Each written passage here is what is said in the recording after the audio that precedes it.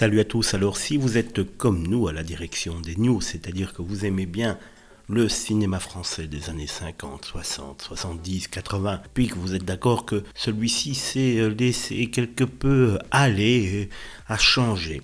Effectivement, les comédies ne sont plus véritablement les mêmes depuis les années 2000. Et donc, si vous aimez bien ces comédies françaises, vous aimez forcément Pierre Tornade, l'acteur qu'on va voir un petit peu le parcours dans cette vidéo. Le comédien Pierre Tornade, dont la moustache gauloise a habité les écrans français des années 60 à 90, est mort à 82 ans. Les bacchantes gauloises et le verbe teinté d'accent corrézien.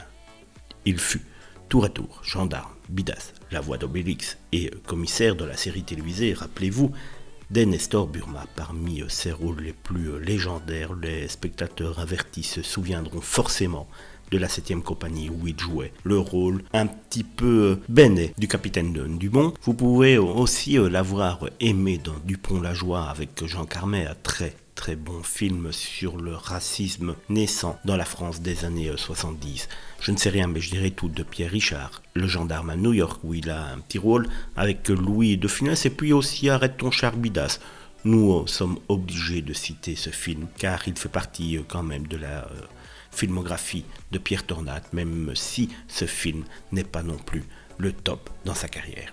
Et bien sûr, il a été le fameux commissaire Florimond Farou dans Nestor Burma durant de très nombreuses années où il donnait la réplique. Ce second rôle très identifiable du cinéma français avait aussi beaucoup travaillé dans le théâtre de Bouvard, jouant Fédo ou La Biche. Il avait prêté sa voix à de nombreux doublages, dont celui d'Obélix et même Abracurcix dans les dessins animés adaptés de la BD. Et revenons-en au début de cette vidéo. On disait qu'effectivement dans les années 2000 les comédies n'étaient plus véritablement ce qu'elles étaient autrefois. Cela correspond aussi au retrait quasiment définitif de Pierre Tornade du cinéma, puisqu'il n'aura quasiment plus aucun rôle dans ces années-là.